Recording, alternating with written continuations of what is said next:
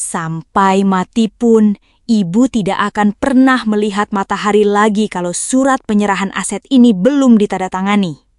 Teriak Oka Nugroho sambil membanting pintu gudang bawah tanah yang pengap. Di sudut ruangan, Kama Aditama yang bersimbah darah hanya bisa mengepalkan tangan saat para bodyguard menyeretnya keluar secara paksa. Hah, Oka tertawa puas, membiarkan ibu kandungnya sendiri meratap dalam kegelapan yang sunyi. Dunia mengenal Kama Aditama hanya sebagai benalu di keluarga besar Cahyadi, sebagai menantu yang hanya bekerja sebagai pengantar paket di PT Rajasa Dirgantara. Martabat Kama setiap hari diinjak-injak layaknya keset kaki. Di kantor, para staf tidak memanggilnya dengan nama, melainkan dengan sebutan kurir sampah. Rania Cahyadi, istrinya sendiri, bahkan sering memalingkan muka karena malu melihat Kama yang selalu berseragam lusuh dan berbau keringat di tengah gedung pencakar langit milik keluarga besar mereka. Namun, kebencian terbesar datang dari Oka Nugroho, kakak ipar Kama yang baru saja menduduki kursi CEO. Bagi Oka, keberadaan Kama bukan sekadar aib, melainkan ancaman tersembunyi. Oka tahu betul bahwa ibu mereka, Laras Ghazali, lebih sering membisikkan rahasia perusahaan kepada Kama dibandingkan kepada dirinya yang merupakan anak kandung. Kecemburuan itu membakar hati Oka, membuatnya selalu mencari celah untuk menghabisi mental Kama sebelum benar-benar melenyapkannya dari silsilah keluarga. Suatu siang di sebuah penthouse mewah kawasan Sudirman, suasana rapat dewan direksi yang seharusnya formal berubah menjadi panggung penghinaan. Oka berdiri dengan angkuh di ujung meja marmer panjang, menatap Kama yang baru saja masuk untuk mengantarkan dokumen penting. Sampai mati pun, ibu tidak akan pernah melihat matahari lagi kalau surat penyerahan aset ini belum ditandatangani. Teriak Oka Nugroho sambil membanting pintu gudang bawah tanah yang pengap. Di sudut ruangan, Kama Aditama yang bersimbah darah hanya bisa mengepalkan tangan saat para bodyguard menyeretnya keluar secara paksa. Hah, Oka tertawa puas, membiarkan ibu kandungnya sendiri meratap dalam kegelapan yang sunyi. Dunia mengenal Kama Aditama hanya sebagai benalu di keluarga besar Cahyadi, sebagai menantu yang hanya bekerja sebagai pengantar paket di PT Rajasa Dirgantara. Martabat Kama setiap hari diinjak-injak layaknya keset kaki. Di kantor, para staf tidak memanggilnya dengan nama, melainkan dengan sebutan kurir sampah. Rania Cahyadi, istrinya sendiri, bahkan sering memalingkan muka karena malu melihat Kama yang selalu berseragam lusuh dan berbau keringat di tengah gedung pencakar langit milik keluarga besar mereka. Namun, kebencian terbesar datang dari Oka Nugroho, kakak ipar Kama yang baru saja menduduki kursi CEO. Bagi Oka, keberadaan Kama bukan sekadar aib, melainkan ancaman tersembunyi. Oka tahu betul bahwa ibu mereka, Laras Ghazali, lebih sering membisikkan rahasia perusahaan kepada Kama dibandingkan kepada dirinya yang merupakan anak kandung. Kecemburuan itu membakar hati Oka, membuatnya selalu mencari celah untuk menghabisi mental Kama sebelum benar-benar melenyapkannya dari silsilah keluarga. Suatu siang di sebuah penthouse mewah kawasan Sudirman, suasana rapat dewan direksi yang seharusnya formal berubah menjadi panggung penghinaan. Oka berdiri dengan angkuh di ujung meja marmer panjang, menatap Kama yang baru saja masuk untuk mengantarkan dokumen penting. Di depan para pemegang saham dan petinggi perusahaan, Oka sengaja menjegal kaki Kama hingga pria itu tersungkur di lantai yang mengkilap. Hah, lihat ini saudara-saudara, inilah alasan kenapa perusahaan kita sulit maju. Masih ada sampah yang dibiarkan berkeliaran di ruangan suci ini, ucap Oka dengan nada meremehkan yang disambut gelak tawa sinis para direksi. Kama berusaha bangkit dengan tenang, mencoba mempertahankan harga dirinya. Namun, Oka belum selesai. Dia mengambil secangkir kopi hitam yang masih mengepul panas di atas meja. Tanpa peringatan, Oka menyiramkan cairan pekat itu tepat ke kepala Kama. Kopi panas mengalir di wajah dan membasahi seragam kurir Kama, meninggalkan noda hitam yang kontras dengan kemewahan ruangan itu. Ups, tanganku licin. Anggap saja ini upah karena kamu sudah rajin menguping pembicaraan ibu tentang wasiat rahasia itu, Kama. Bisik Oka tepat di telinga Kama agar tidak terdengar yang lain, namun penuh dengan ancaman yang mematikan. Kama hanya terdiam, mengepalkan tangannya di bawah meja hingga kuku-kukunya memutih. Dia menatap mata Oka yang penuh kegilaan akan kekuasaan. Oka tidak menyadari bahwa setiap tetes kopi panas yang menyiksa kulit Kama hari ini akan dibayar dengan kehancuran seluruh imperium yang sedang dia banggakan. Di mata Oka, Kama adalah mangsa yang lemah. Namun bagi Kama, ini adalah hitungan mundur menuju hari di mana kebenaran akan menjatuhkan sang CEO dari singgasana yang palsu. Keserakahan Oka Nugroho telah mencapai titik didih yang melampaui batas kemanusiaan. Sore itu, di ruang kerja pribadi Laras Ghazali yang tertutup rapat, Oka secara tidak sengaja menemukan draft wasiat baru di dalam brankas yang tersembunyi di balik lukisan kuno. Matanya membelalak, nafasnya memburu saat membaca baris demi baris dokumen legal tersebut. Laras berniat memberikan 51% saham PT Rajasa Dirgantara, kendali penuh atas seluruh imperium bisnis keluarga, kepada Kama Aditama, menantu yang selama ini dia anggap sebagai kotoran di bawah sepatunya. Bagi Oka, ini adalah pengkhianatan terbesar. Tanpa membuang waktu, dia menyerbu kamar ibunya dengan wajah yang sudah berubah gelap seperti iblis. Laras Ghazali, yang saat itu sedang bersiap untuk makan malam, hanya bisa menatap nanar putra kandungnya yang kini menodongkan dokumen itu dengan tangan gemetar karena amarah. Pertengkaran hebat pecah, namun Oka tidak lagi menggunakan logika. Baginya, sang ibu sudah kehilangan akal sehat karena terlalu mempercayai orang asing. Malam itu juga, di bawah rintik hujan yang mulai membasahi Jakarta, sebuah mobil MPV hitam dengan kaca gelap meninggalkan mansion Menteng secara terburu-buru. Di dalamnya, Laras Ghazali dalam kondisi terikat dan mulut terbungkam dibawa paksa menuju sebuah villa tersembunyi di pelosok puncak yang jauh dari jangkauan siapapun. Oka telah memutuskan untuk melenyapkan penghalang utamanya, meskipun itu adalah wanita yang telah melahirkannya. Skenario licik Oka tidak berhenti sampai di situ. Dia membutuhkan kambing hitam untuk menutupi jejaknya sekaligus menghancurkan Kama selamanya. Dengan akses CEO yang dimilikinya, Oka meretas sistem keuangan perusahaan dan menciptakan aliran dana siluman sebesar 50 miliar rupiah ke rekening rahasia yang telah dipalsukan atas nama Kama Aditama. Dia juga menyebarkan rumor di kalangan direksi bahwa Kama telah menculik Laras karena sakit hati sering dihina oleh keluarga. Di sisi lain, Kama yang baru saja menyelesaikan shift malamnya sebagai kurir sama sekali tidak menyadari badai besar yang sedang menuju ke arahnya.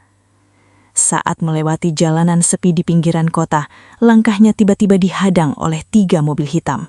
Belasan preman bertubuh kekar keluar dengan membawa balok kayu dan senjata tajam. "Kirimkan salamku pada neraka tikus kecil," teriak salah satu preman sebelum melayangkan pukulan telak ke wajah Kama. Kama mencoba melawan, namun jumlah lawan yang terlalu banyak membuatnya terpojok. Tubuhnya dipukuli tanpa ampun, tulang rusuknya terasa patah. Darah segar merembas dari kepala dan mulutnya, membasahi seragam kurir yang selama ini menjadi simbol ketabahannya. Oka yang memantau kejadian itu dari dalam mobil hanya tersenyum puas melihat Kama yang sudah tak berdaya di tanah. Setelah memastikan Kama tidak lagi memiliki kekuatan untuk bangkit, Oka memerintahkan anak buahnya untuk membuang tubuh pria itu di pinggiran jalan kawasan industri Cikarang yang sunyi dan berdebu. Kama dilempar begitu saja ke semak-semak layaknya sampah yang tak berharga. Di tengah kesadaran yang perlahan menghilang, Kama hanya bisa menatap langit malam yang kelam, mengangkapkan tangan yang sudah mati rasa. Sementara Oka tertawa kencang di balik kemudi mobil mewahnya, yakin bahwa hari itu adalah akhir dari perjalanan hidup Kama Aditama. Namun, Oka lupa bahwa singa yang sedang sekarat justru merupakan ancaman yang paling mematikan saat dia berhasil bangkit kembali. Di tengah sunyinya kawasan industri Cikarang yang hanya menyisakan debu dan bau aspal, tubuh Kama Aditama tergeletak seperti onggokan sampah di pinggir jalan. Kesadarannya tipis, namun dendam yang membara di dadanya menolak untuk membiarkan matanya terpejam. Di saat maut seolah sudah mengulurkan tangan, sorot lampu putih yang sangat terang tiba-tiba membelah kegelapan malam. Deru mesin mobil-mobil bertenaga besar mendekat, berhenti tepat di depan tubuh Kama. Di tengah sunyinya kawasan industri Cikarang yang hanya menyisakan debu dan bau aspal, tubuh Kama Aditama tergeletak seperti onggokan sampah di pinggir jalan. Kesadarannya tipis, namun dendam yang membara di dadanya menolak untuk membiarkan matanya terpejam. Di saat maut seolah sudah mengulurkan tangan, sorot lampu putih yang sangat terang tiba-tiba membelah kegelapan malam. Deru mesin mobil-mobil bertenaga besar mendekat, berhenti tepat di depan tubuh Kama yang hancur. Bukan ambulans, melainkan iring-iringan 10 mobil Mercedes-Benz Pullman hitam yang biasanya hanya ditumpangi oleh para pemimpin negara. Dari mobil paling tengah, seorang pria tua turun dengan langkah yang masih sangat tegap. Rambutnya putih sempurna, setelan jasnya dibuat khusus oleh penjahit terbaik di London, dan tatapan matanya tajam layaknya elang yang baru saja menemukan harta karunnya yang hilang.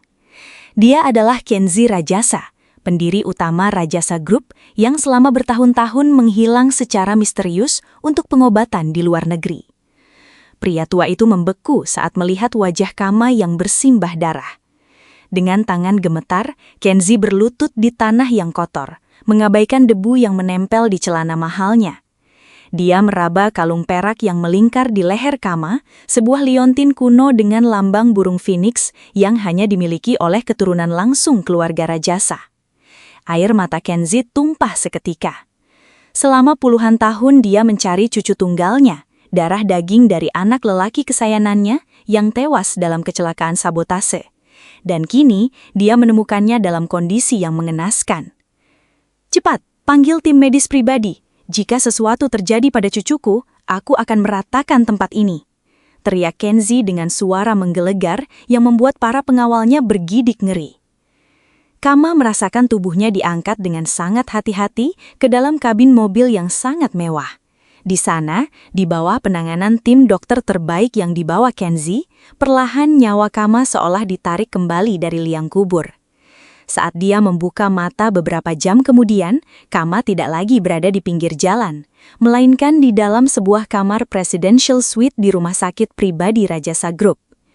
Kenzi Rajasa duduk di samping tempat tidur, memegang tangan Kama dengan erat. Dia menceritakan kebenaran yang selama ini terkubur, bahwa ayah Kama adalah pewaris sah yang sengaja disingkirkan, dan Kama adalah penguasa tunggal yang seharusnya memimpin imperium bisnis mereka, bukan menjadi kurir yang diinjak-injak oleh keluarga Cahyadi maupun bajingan seperti Oka Nugroho. Dendam di hati Kama kini mendapatkan bahan bakar yang luar biasa. Dia tidak lagi merasa lemah. Dengan dukungan penuh dari sang kakek, transformasi Kama mulai. Luka-lukanya sembuh lebih cepat berkat teknologi medis tercanggih, namun luka di harga dirinya hanya bisa sembuh dengan kehancuran Oka.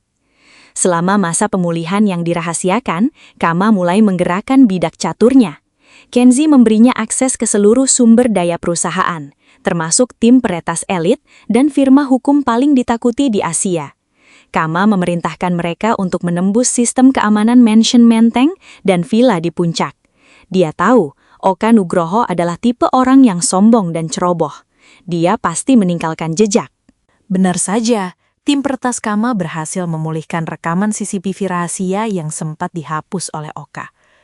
Di dalam video itu, terlihat jelas bagaimana Oka menyeret Laras Gozali, menyiksanya di gudang bawah tanah, dan tertawa saat membuang Kama ke tangan para preman.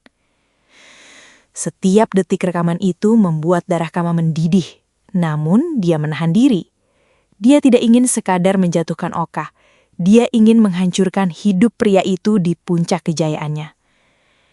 "Biarkan dia merasa sudah menang, kakek," ucap Kama dengan nada dingin sambil mengenakan jam tangan mewah seharga miliaran rupiah. Tatapannya kini setajam pisau, Tidak ada lagi jejak kurir sampah yang dulu selalu menundukkan kepala. Kenzi Rajasa tersenyum bangga melihat aura kepemimpinan yang terpancar dari cucunya. Dia telah menyiapkan segala dokumen hukum untuk mencabut seluruh aset yang dikelola Oka atas nama Rajasa Group. Sementara itu, Kama telah memesan setelan jas paling mahal untuk menghadiri acara pelantikan Oka. Dia tidak akan datang sebagai korban, melainkan sebagai algojo yang siap mencabut nyawa sosial dan martabat Oka Nugroho di depan seluruh dunia. Persiapan sudah matang, bukti sudah di tangan, dan panggung pembalasan dendam sudah tertata rapi di Ballroom Grand Hyatt Jakarta. Sekarang hanya tinggal menunggu waktu sampai sang CEO kejam itu menyadari bahwa dia baru saja membangunkan naga yang salah.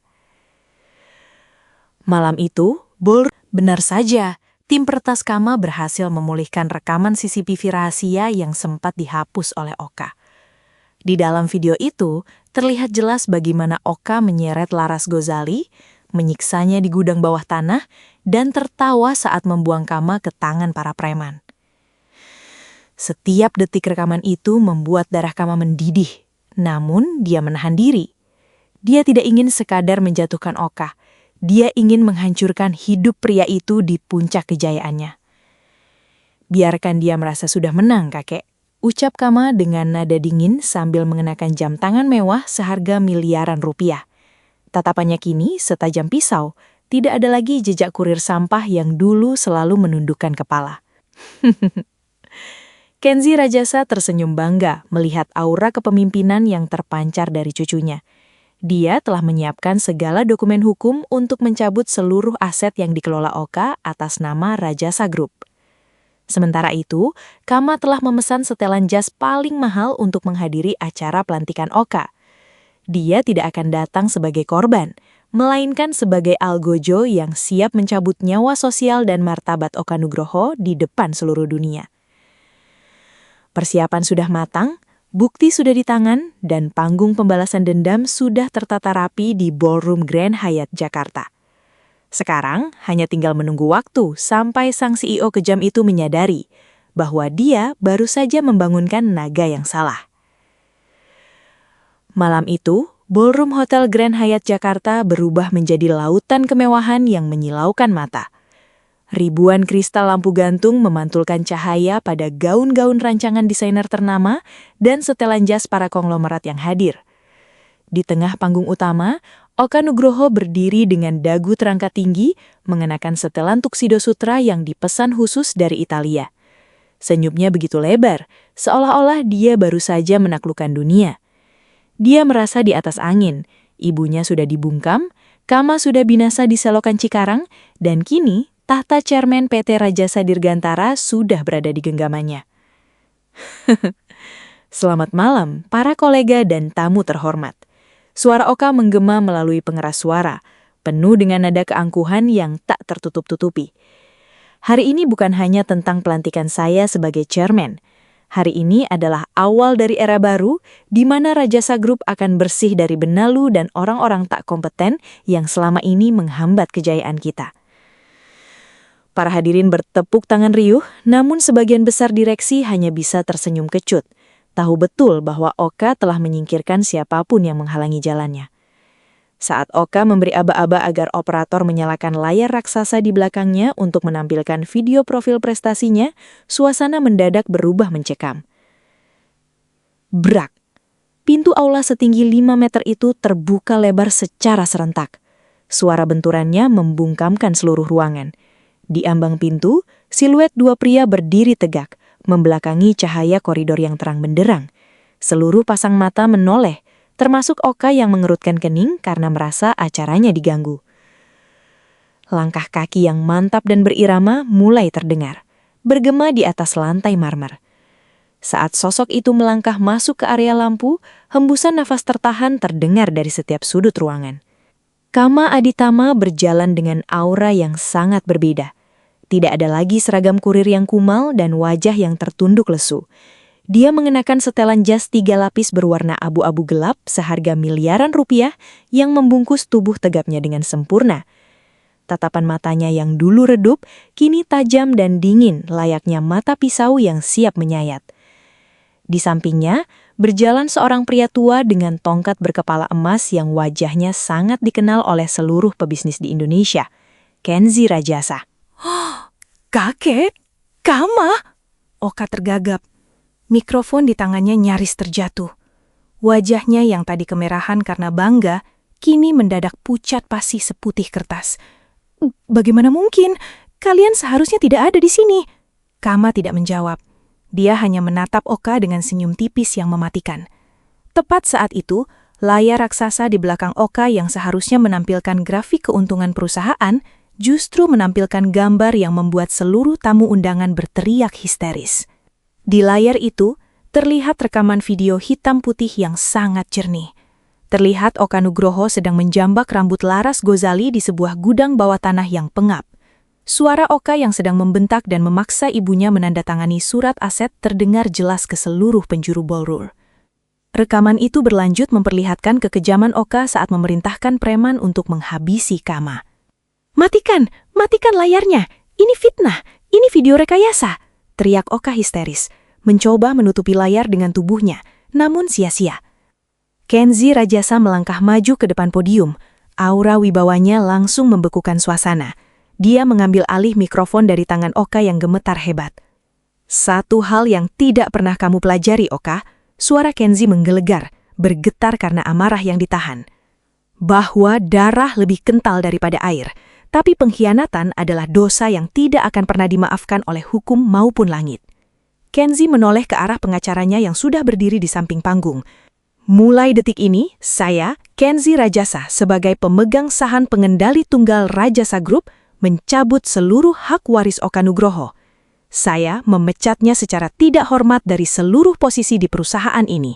Dan mulai malam ini, seluruh aset, rumah dan rekening bank atas nama Oka Nugroho akan dibekukan tanpa terkecuali. Dunia Oka seolah runtuh seketika.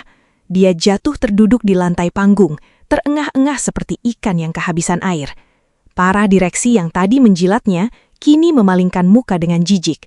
Rania Cahyadi dan keluarga besar lainnya yang hadir di barisan depan hanya bisa membeku, tak berani mengeluarkan sepatah kata pun saat melihat Kama yang dulu mereka injak-injak, kini berdiri sebagai penguasa sah di samping legenda bisnis. Kama, ini salah paham, tolong aku. Oka mencoba merangkak menuju kaki Kama, air mata mulai membasahi pipinya. Kama hanya menatapnya dengan pandangan kosong, lalu sedikit menunduk untuk berbisik di depan telinga Oka yang ketakutan. Kamu bilang aku ini sampah, Oka? Sekarang mari kita lihat bagaimana rasanya dibuang oleh keluargamu sendiri ke tempat sampah yang paling gelap. Di saat yang sama, belasan petugas kepolisian berseragam lengkap merangsek masuk ke dalam ballroom. Borgol besi bergerincing dan dalam hitungan detik, tangan sang CEO kejam itu sudah terkunci rapat. Oka diseret keluar dari Grand Hyatt di depan kilatan lampu kamera wartawan yang sudah menunggu di luar, mengakhiri kejayaannya dalam kehinaan yang paling dalam. Kama berdiri di podium, menarik nafas panjang. Dia tidak melihat ke arah para tamu yang kini mulai bersikap manis padanya. Matanya hanya tertuju pada satu tujuan, membebaskan ibunya dan memulihkan kembali martabat keluarga yang sempat dirampas oleh keserakahan. Pembalasan telah tuntas, dan kini sang naga telah kembali ke singgasananya. Gema suara teriakan Oka Nugroho yang memohon ampun perlahan menghilang di balik pintu ballroom, berganti dengan suara derap sepatu polisi yang menyeretnya menuju kehinaan yang abadi. Di dalam ruangan yang kini senyap karena ketegangan, ratusan mata tertuju pada satu pria yang berdiri tegak di tengah panggung. Kama Aditama, sang pengantar paket yang dulu sering mereka jadikan bahan tertawaan, kini berdiri sebagai penguasa mutlak yang baru saja meruntuhkan sebuah tirani. Namun, drama belum berakhir. Rania Cahyadi, wanita yang secara sah masih menjadi istri Kama, melangkah maju dengan tubuh gemetar hebat. Wajahnya yang cantik kini sempap oleh air mata penyesalan yang terlambat. Di belakangnya, seluruh keluarga besar Cahyadi, mertua dan ipar yang dulu tak pernah absen menghina Kama, ikut merangsek maju. Secara serentak, seperti sekumpulan pecundang yang kehilangan arah, mereka bersujud di lantai marmer yang dingin, tepat di bawah kaki Kama. Suasana ballroom kembali riuh dengan isak tangis yang terdengar begitu palsu di telinga siapapun yang mendengarnya. "Kama, maafkan aku, Mas. Aku tidak tahu kalau kamu adalah cucu Tuan Kenzi. Aku dipaksa oleh Oka untuk bersikap kasar padamu," ratap Rania sambil mencoba meraih ujung sepatu Kama yang mengkilap. Mertua Kama yang dulu pernah menyiramnya dengan air kotor karena Kama terlambat pulang kerja, kini menangis terseduh-seduh. "Kama, nak, kita adalah keluarga. Jangan usir kami. Kami hanya orang tua yang tidak tahu apa-apa. Oka yang meracuni pikiran kami." Kama menatap mereka dari ketinggian panggung. Tidak ada kemarahan di matanya. Hanya ada kekosongan yang sangat dingin. Tatapan yang jauh lebih menyakitkan daripada makian manapun. Baginya, orang-orang di bawahnya ini bukanlah keluarga, melainkan parasit yang hanya memuja kekuatan. "Berdiri," ucap Kama singkat. Suaranya tidak keras, namun memiliki otoritas yang membuat keluarga Cahyadi terdiam seketika. "Kalian salah," lanjut Kama sambil merapikan manset kemejanya. "Kalian tidak menyesal karena telah menghinaku. Kalian hanya menyesal karena orang yang kalian hina ternyata memiliki kekuatan untuk menghancurkan kalian. Mulai detik ini, hubungan kita berakhir. Jangan pernah tunjukkan wajah kalian lagi di depanku, atau kalian akan tahu bagaimana rasanya kehilangan segalanya dalam semalam." Tanpa menoleh sedikit pun, Kama melangkah melewati mereka seolah-olah mereka hanyalah tumpukan debu di jalanan. Pikirannya tidak lagi di Grand Hyatt. Ada satu janji yang harus dia tepati, satu nyawa yang harus dia selamatkan dari kegelapan yang diciptakan oleh Oka. Kama segera melesat keluar hotel, menembus kemacetan Jakarta dengan iring-iringan mobil pengawal bersirine. Sepanjang perjalanan, tangan Kama mengekal kuat. Setiap detik terasa seperti satu abad. Bayangan ibunya, Laras Ghazali, yang dikurung dalam kegelapan terus menghantungi pikirannya. Saat fajar hampir menyingsing, iring-iringan mobil itu tiba di depan sebuah bangunan tua yang terisolasi oleh pepohonan lebat. Para pengawal Kama bergerak cepat, mendobrak pintu gerbang dan melumpuhkan sisa-sisa anak buah Oka yang masih berjaga. Kama menaiki tangga, menuju sebuah kamar di lantai paling atas yang terkunci rapat dari luar. Dengan satu tendangan kuat, pintu itu hancur. Di sudut ruangan yang pengap dan gelap, Kama melihat seorang wanita duduk di lantai dengan tubuh yang sangat kurus. Wajah Laras Ghazali pucat pasi. Matanya nampak kuyu karena terlalu banyak menangis. "Ibu," suara Kama bergetar, pertahanannya runtuh seketika. "Kama, anakku, kamu masih hidup?" Tangis Laras sambil mencoba meraih tangan anak itu. "Semuanya sudah berakhir, Ibu. Oka tidak akan pernah bisa menyakiti Ibu lagi. Aku sudah kembali. Anakmu sudah kembali untuk menjemput Ibu pulang." Beberapa bulan berlalu sejak malam yang mengubah sejarah Rajasa Group tersebut. Jakarta pagi itu terlihat cerah dari lantai tertinggi gedung pusat PT Rajasa Dirgantara. Di ruang kerja yang dulunya merupakan singgasana keangkuhan Oka, kini duduk seorang pria dengan wibawa yang tak tergoyahkan. Kama Aditama, chairman baru yang paling disegani di Asia, berdiri di balkon kantornya yang luas. Dia tidak lagi mengenakan seragam kurir yang lusuh, melainkan jas eksklusif yang memancarkan aura pemimpin sejati. Di sampingnya, Laras Ghazali berdiri dengan anggun, mengenakan kebaya sutra, wajahnya kembali bercahaya dan penuh dengan ketenangan. Kama merangkul pundak ibunya, menatap hamparan gedung pencakar langit Jakarta yang seolah tunduk di bawah kaki mereka. Tidak ada lagi dendam yang tersisa, hanya ada ketenangan dari sebuah keadilan yang telah ditegakkan. "Dulu mereka bilang kita hanyalah sampah yang bisa diinjak-injak, Bu," ucap Kama pelan, suaranya mantap diterpa angin pagi. Laras tersenyum sambil memegang tangan putranya. "Tapi mereka lupa, Kama, sampah bisa dibuang, tapi harga diri dan martabat adalah sesuatu yang akan selalu menemukan jalan untuk kembali ke tempatnya yang paling tinggi." Kama mengangguk perlahan. Di bawah sana, dunia terus berputar, namun sejarah kini mencatat nama mereka dengan tinta emas. Kama telah membuktikan pada seluruh Jakarta bahwa kekejaman mungkin bisa berkuasa sesaat, namun martabat dan ketulusan adalah pemenang yang sesungguhnya di akhir cerita. Sang naga kini benar-benar telah beristirahat di singgasananya, menjaga setiap jengkal imperium yang kini menjadi miliknya sepenuhnya.